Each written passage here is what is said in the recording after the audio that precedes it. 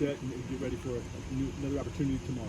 Yeah, I'm just a few thoughts today. I'm thinking about the man, the woman, the team that refuses to quit. It's hard to beat, and I think you know of the recent success in our program in a regional format of winning that first game and that second game, and getting the opposite of that here to start the College World Series. But staying in the fight is a message that you would, hope this club understands and will fight to be able to do that, starting off with Stanford tomorrow. But this is one step at a time, so it's less words and more getting back out here and getting into practice and getting ready to play again, and know that, we've got to make a grind here. We're just, chop the tree one at a time. So we got to get Monday, Tuesday, Wednesday, Thursday, and then that gives you a chance to play for a national championship. So just the road has been, we've outlined it to one another today, and we'll get back to work on the practice field and then get back into competition tomorrow. Coach, did you see, was that your team out there yesterday, or was there something different that you didn't see, or was it just any other game? You never know what's going to happen. The two things that I think this team is built off of to be here is consistency. It's never lost more than 2 games in a row the entire season, and your excess of 60 games, that's pretty positive. And then I think most people in our industry understands that we don't beat ourselves a lot. The one thing we didn't do yesterday is do enough, especially offensively, to win. So we had 20 plus outs where a ball didn't leave the infield. If you start counting strikeouts and routine nature of plays, balls put in play didn't leave the infield. That was our challenge, and I tried to do everything in my power to compliment the opposing pitcher, who was amazing and has been. So that's 2 outings now where I absolutely tip my hat to the opposing pitcher. But at the same time, Joseph was outmatched a little bit, but not the worst performance in the world. And Carson Skipper was how he's been the last month, it seems like, and he was great. Turned a couple of double plays. I thought everything else was normal and intact, but we couldn't do enough offensively to have a chance to be in the ball game. So they'll get to right that ship tomorrow, hopefully, and play good offense. But we didn't beat ourselves necessarily, but we sure didn't do enough to win a ball game yesterday. Coach, how much prep have you done for Stanford last night into this morning, and what kind of challenges they presented you?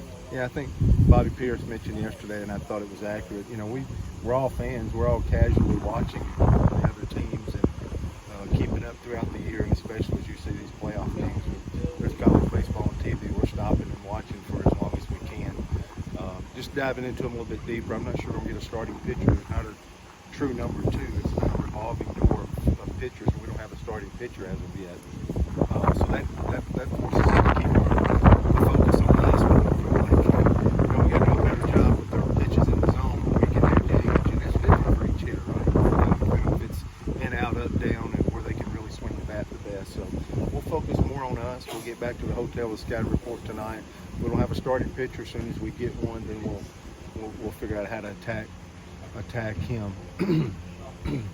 They're more East Coast than they are West Coast. This is an offensive club, and probably swing and miss a little bit more like the East Coast than the smaller ball traditional type feel of. They got one guy with 12 sacks, which is a lot, but they have some specimens.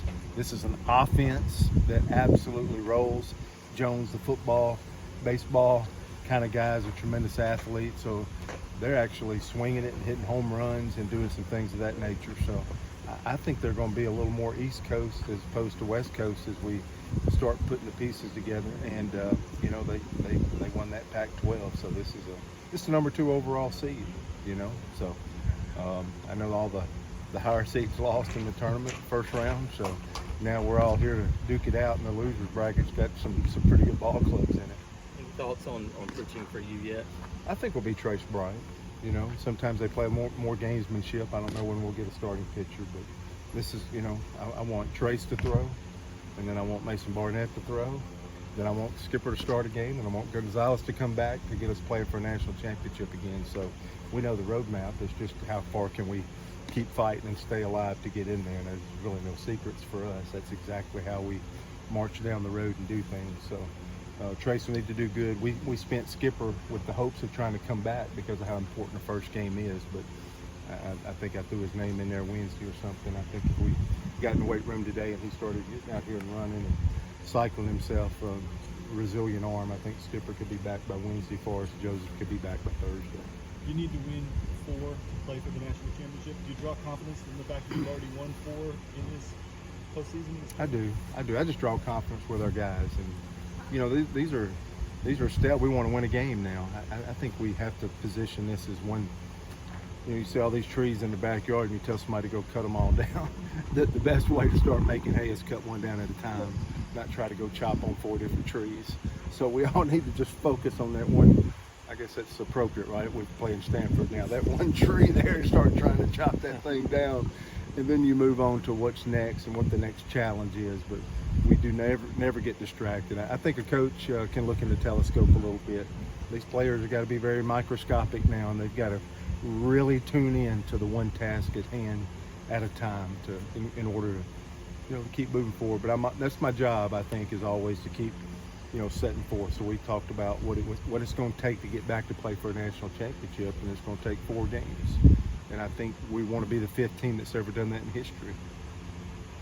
But you touched on it last night, but 3 straight games, so you guys have kind of struggled a little bit at the plate.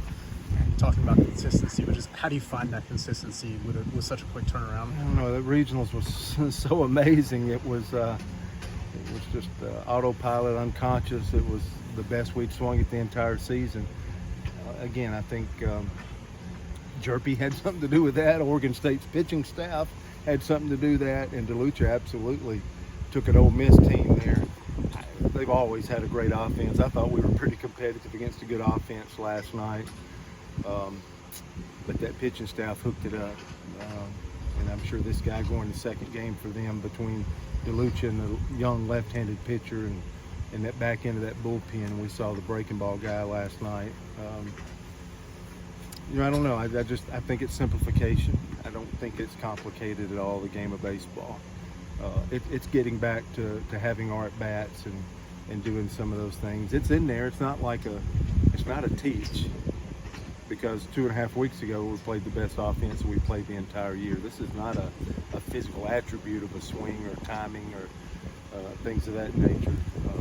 This is how to compete in bats, and we maybe are anxious, or maybe you have to settle in. There was too many pitches last night where we chased up, but he didn't have them. The guy had a slider beneath the zone. He had a fastball above and out of the zone, and he didn't walk a batter. If you know the game, let that settle on you. He absolutely had a breaking ball beneath the zone, a fastball above the zone, and I think he only went to the 1-3 ball count there late in his outing. It's just impressive. But I mean, we've seen good arms and we've played good offense before. But this is the moment where you want to go. And all these years here, the last time here, my 2 trips here, man, I want to see Auburn have success here. I don't think anybody is panicking or anything. You're going to see great arms. You're going to have to beat great arms. You're going to have to do some of those things like that. That's what tomorrow's opportunity is all about. But it's more of a mental state. To me, it's talking to Coach Groves, or if I talk to these hitters, it's an absolute simplification. It's not trying to do something that you haven't been able to do before. Appreciate it, Coach. Yeah.